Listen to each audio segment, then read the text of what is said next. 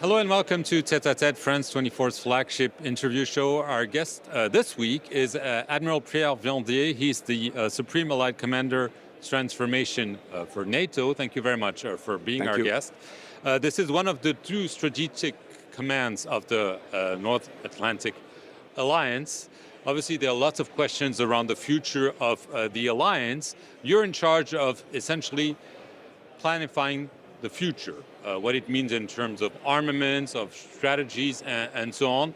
Can you do this with Donald Trump in the White House? So our job, it has not changed since Donald Trump is in the Oval Office, is for foresight to warfight. So we look forward, we look what are the threats, how to address it, we wargame it, we model and simulate, and then we define with the plans that have been set up by SACEUR and General Cavalli, we transform the plans in capabilities.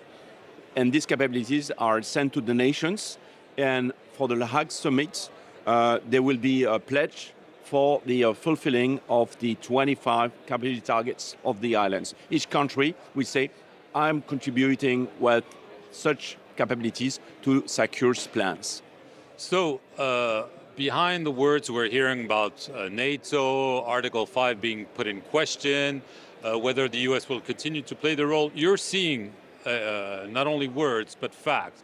Have the Americans committed to giving their own capabilities to this NATO summit planning? Of course. So today in the talks, so joint capability talks we do with the allies. We are nearly 70% of the job, and all the big nations have fulfilled their targets, including the United States. Yes, of course. So it's at that time, in a no perspective, there is no change. Pierre Hegseth, that went on the NAC in January, was very clear on his commitment in NATO, and the US are just arguing about a better NATO, more efficient, a more lethal NATO, which I think everybody concurs with. Right. Obviously, the American president has said we want countries to spend 5% of their GDP for defense. The Europeans are saying it's too much, but they also realize that maybe reaching 3.5%, as was mentioned by the French president, is something that is needed now because of the geopolitical changes. In fact, one must understand how deep has been the disinvestment in defense during 30 years.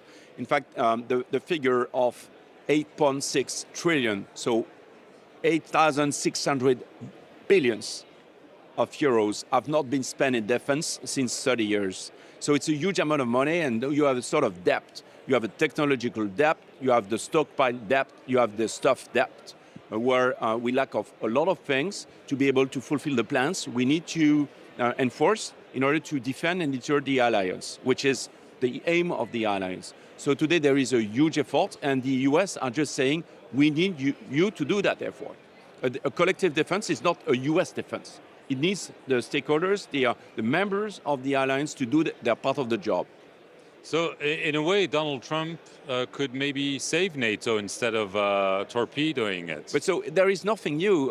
This pledge for more money is the one of his predecessor, and it's a predecessor from this predecessor. So today, we can't go in a world where the international order is going bad and bad, where the threats are rising and not spending more to defend 1 billion citizens. NATO is 1 billion of citizens in this earth.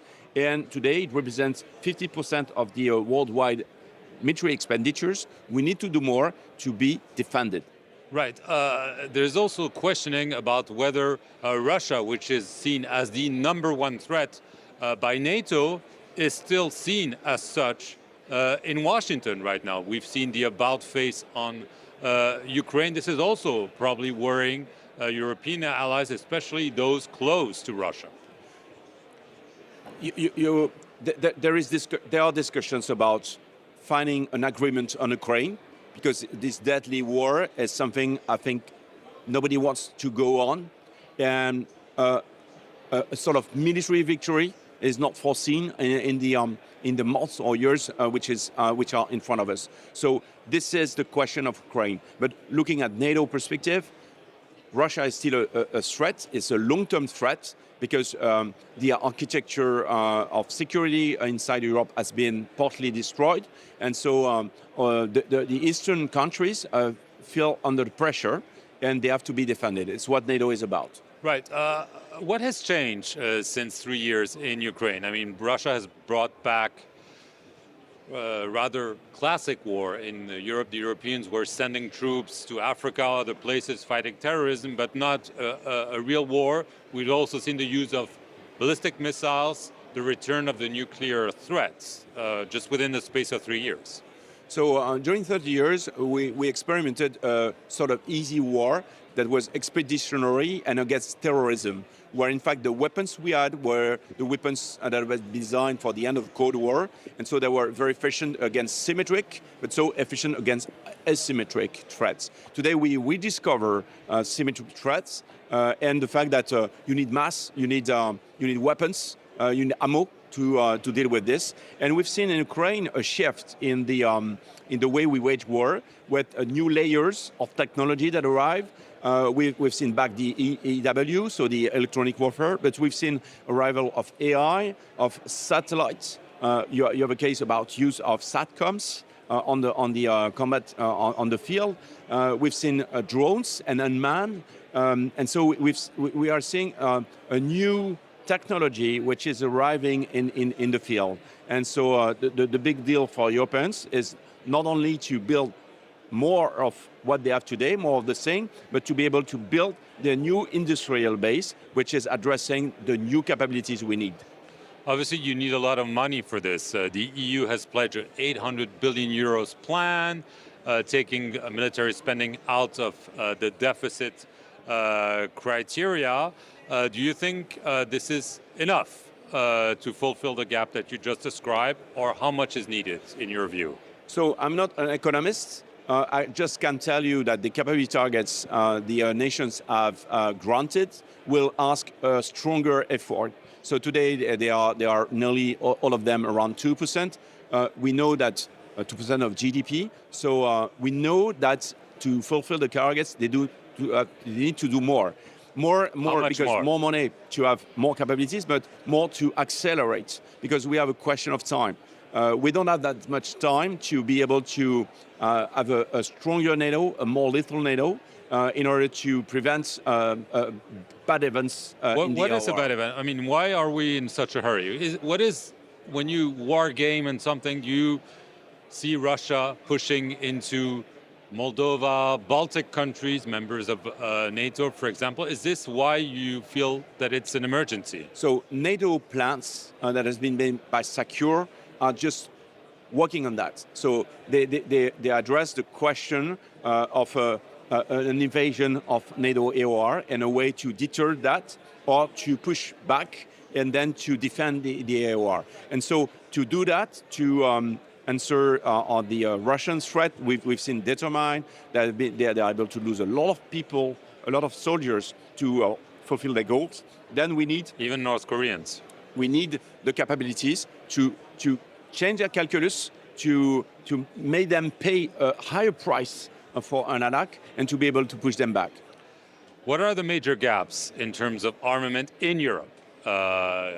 Ammunition, I mean, Russia builds more ammunition in 1 month than all NATO countries in 1 year, for example, but this is only one example. What is the big vulnerability for you? So we've seen that on the way we procured Ukraine. We've seen a lack of ammo, of course, so conventional missiles, air defense, and critical enablers where we need more logistics, we need more EW, electronic warfare. So it's basically thickening what we have today, which is the first aim, and then putting on this thicker layer of military stuff, the new capabilities, which are AI, unmanned, space, that are now enablers that allow platforms we have to be more lethal or more resilient. Right. Obviously, we know from reports that 2/3 of the weapons bought by European members of NATO come from the United States. There's already a problem of dependency. Yeah. We know that in such cases, the Americans also can have authorization to use weapons, especially F-35 or F-16s planes. For instance, how much of a problem is it for European members of NATO? So the use of US weapons is a long story since the World War II. NATO has always been equipped with quite a mass of US stuff. Isn't it time to change? So remember the Marshall Plan, remember pilots flying on a Starfighter or an F-16, so it's not new. The question is today to have a stronger European industrial base, which is able to produce what we need in complement of what the US give, and some of the US armament productions are exquisite. They do some things the Europeans are not doing yet, and perhaps what they should do one day. I think regarding space, for example, we need in Europe to consider that space is a major issue for defense, and not to let that only to some big geo satellites. We need to envisage the new space for the military. Just last word on nuclear dissuasion. The French president has said that maybe it's time for France to help some of its neighbors in Europe. Do you think it is time also to think about the European nuclear dissuasion? So NATO is a nuclear alliance. France does not belong to the nuclear plants group. So it's a purely French to European question. It's not a question that has been set in NATO environment. Perhaps the president could talk to NATO about that. It's not the case today. And so today the nuclear plants are the plants that are run by the alliance with the nuclear nations that are involved in NATO. That means UK and US. Thank you very much, Admiral Pierre Vandier. And thank you all for watching this show here on France 24.